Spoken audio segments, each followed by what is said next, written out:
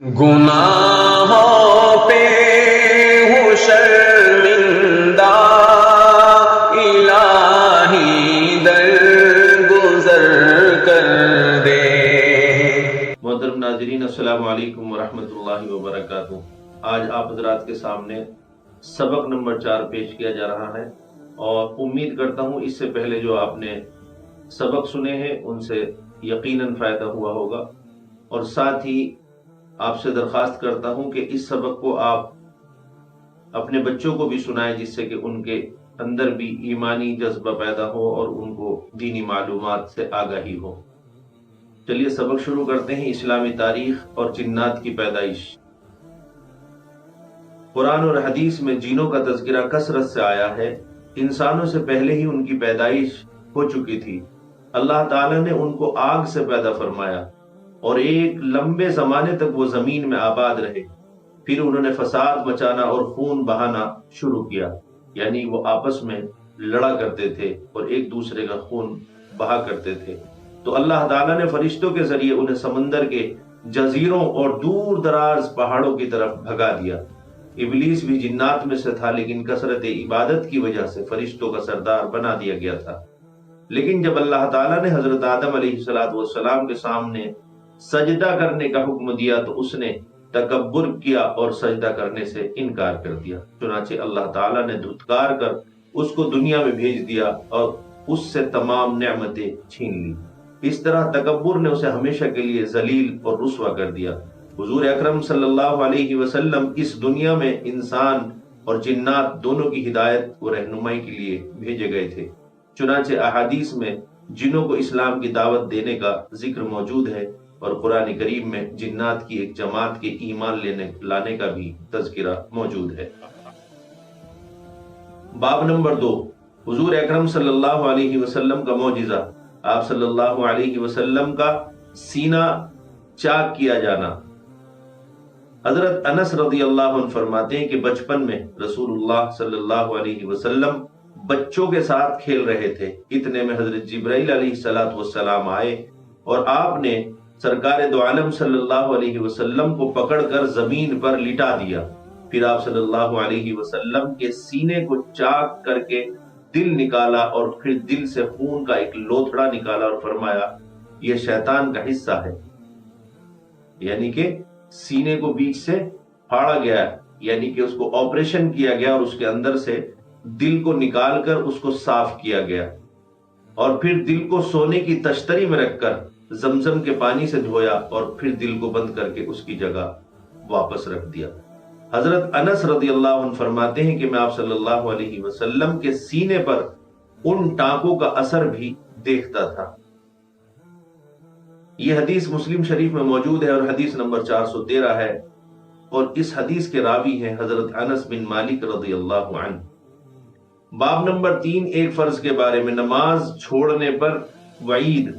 رسول اللہ صلی اللہ علیہ وسلم نے فرمایا نماز کا چھوڑنا آدمی کو کفر سے ملا دیتا ہے، یعنی کہ کافر بھی نماز نہیں پڑھتا اور اگر مسلمان بھی نماز نہ پڑھے تو دونوں کے فرق کو ختم کر دیا جاتا ہے، یا دونوں کو ایک جیسا ہی سمجھا جاتا ہے۔ اللہ تعالیٰ حفاظت فرمائے اس عمل سے۔ یہ حدیث مسلم شریف میں موجود ہے اور حدیث نمبر 246 ہے، اور اس کے راوی حضرت جابر رضی اللہ عنہ ہے۔ اسی طریقے کی دوسری حدیث اللہ کے رسول صلی اللہ علیہ وسلم نے فرمایا ایمان اور کفر کے درمیان نماز چھوڑنے کا فرق ہے، یعنی کہ جو شخص نماز پڑھتا ہو وہ اور ایک کافر جو نماز نہیں پڑھتا، یہی اس کا امتیاز ہے، یہی فرق ہے کہ یہ ایمان والا ہے، یہ مسلمان ہے، اور یہ کافر ہے۔ یہ حدیث ابن ماجہ میں موجود ہے اور حدیث نمبر 1078 ہے۔ اس کو حضرت جابر بن عبداللہ رضی اللہ عنہ نے نقل کیا ہے۔ ایک سنت کے بارے میں، ہدایت کے لیے دعا۔ اللہ تعالیٰ سے ہدایت طلب کرنے کے لیے ان الفاظ میں دعا کرنی چاہیے، اہدنا الصراط المستقیم۔ اہدنا الصراط المستقیم ترجمہ ہے اے اللہ ہمیں سیدھے راستے کی ہدایت فرما۔ سورہ فاتحہ آیت نمبر 5۔ باب نمبر 5، ایک اہم عمل کی فضیلت، نماز کے بعد کی تسبیحات۔ اکثر یہ تسبیح عموماً لوگ فجر اور عصر کے نماز کے بعد پڑھتے ہیں، لیکن اس حدیث سے معلوم ہوتا ہے کہ یہ حدیث ہر پانچوں نماز کے بعد پڑھنی چاہیے، اور اس کا کتنا بڑا ثواب ہے کہ رسول اللہ صلی اللہ علیہ وسلم نے ارشاد فرمایا جو شخص ہر نماز کے بعد 33 مرتبہ سبحان اللہ اور 33 مرتبہ الحمدللہ اور 33 مرتبہ اللہ اکبر، یعنی یہ تینوں کلمے ملا کر 99 مرتبہ ہو گئے ہیں، اور ایک کلمہ اللہ کے رسول نے ارشاد فرمایا لا الہ الا اللہ وحدہ لا شریک لہ لہ الملک ولہ الحمد وہو علی کل شیء قدیر۔ دوبارہ سے پھر اس کلمے کو سن لیں، لا الہ الا اللہ وحدہ لا شریک لہ لہ الملک ولہ الحمد وہو علی کل شیء قدیر، اور یہ مل کر اب 100 ہو گئے ہیں۔ جو شخص ان کو پڑھے گا اللہ رب العزت اس کے گناہوں کو معاف فرما دیں گے، خواہ سمندر کے جھاگ کے برابر ہی کیوں نہ ہو۔ یہ حدیث مسلم شریف میں موجود ہے اور حدیث نمبر 1352 ہے، اور اس حدیث کو نقل کیا ہے عن ابی ہریرہ رضی اللہ تعالی عنہ۔ باب نمبر 6 ایک گناہ کے بارے میں، اسلام کے علاوہ کوئی دین مقبول نہیں۔ قرآن کریم میں اللہ کا ارشاد ہے جو شخص اسلام کے علاوہ کسی دوسرے دین کو پسند کرے گا تو اس کا وہ دین ہرگز قبول نہ کیا جائے گا، اور وہ آخرت میں نقصان اٹھانے والوں میں شامل ہوگا۔ قرآن کریم کی سورہ آل عمران آیت نمبر 85 کا ترجمہ ہے۔ دنیا کے بارے میں کافروں کے مال سے تعجب نہ کرنا۔ قرآن کریم میں اللہ تعالیٰ کا ارشاد ہے تم ان کافروں کے مال اور اولاد سے تعجب میں مت پڑنا، کیونکہ اللہ تعالیٰ دنیا ہی کی زندگی میں ان کافروں کو عذاب میں مبتلا کرنا چاہتا ہے، اور جب ان کی جان نکلے گی تو کفر کی حالت میں مریں گے۔ اور یہ قرآن کریم کی سورہ توبہ آیت نمبر 55 کا ترجمہ ہے۔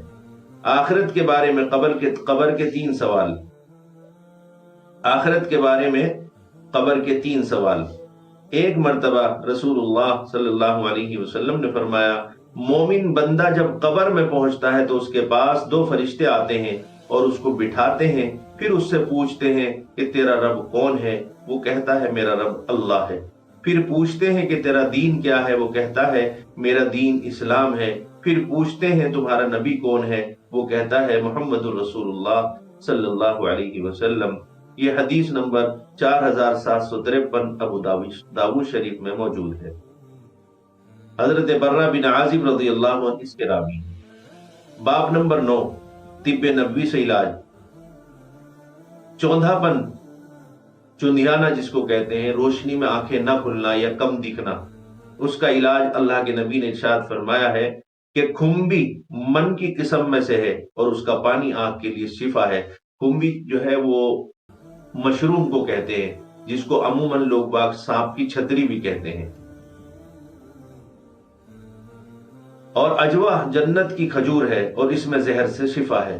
حضرت ابو ہریرہ رضی اللہ عنہ فرماتے ہیں کہ میں نے 3 یا 5 یا 7 کھمبیاں لی اور پانی نچوڑ کر ایک چوندھی باندھی، یعنی کہ ان کی کوئی باندھی تھی، اس کو روشنی میں نہیں دکھائی دیتا تھا، اس کی آنکھوں میں ڈالا اور اللہ رب العزت نے اس کو اچھا کر دیا۔ تو یہ ترمذی شریف کی حدیث ہے اور حدیث نمبر 2068 اور 2069۔ اس حدیث کے راوی عن ابی ہریرہ رضی اللہ تعالی عنہ۔ باب نمبر 10 رسول اللہ صلی اللہ علیہ وسلم کی نصیحت۔ رسول اللہ صلی اللہ علیہ وسلم نے فرمایا جب تم میں سے کسی کے ہاتھ سے لقمہ گر جائے، نیوالا گر جائے، روٹی گر جائے یعنی کہ، تو اسے اٹھا لے اور صاف کر کے کھا لے، شیطان کے لیے اسے نہ چھوڑے، اور کھانے کے بعد جب تک انگلیوں کو نہ چاٹ لے ہاتھ کو رومال سے نہ پوچھے اور نہ دھوئے، اس لیے کہ معلوم نہیں کہ اللہ نے کس دانے میں برکت رکھی ہے۔